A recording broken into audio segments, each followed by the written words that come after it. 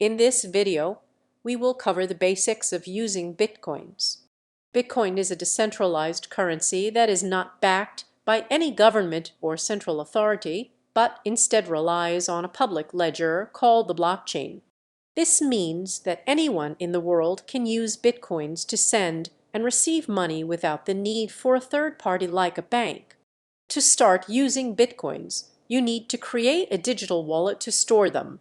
You can download a Bitcoin wallet app on your smartphone or computer or use an online wallet service. Your wallet will generate a unique address that you can use to send and receive Bitcoins.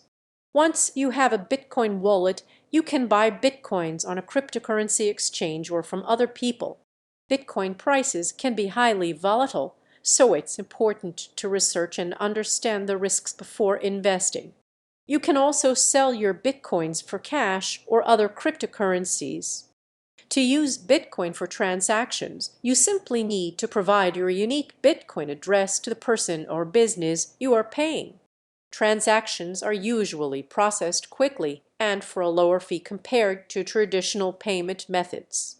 However, Bitcoin is not yet widely accepted, and some businesses may not accept it as payment.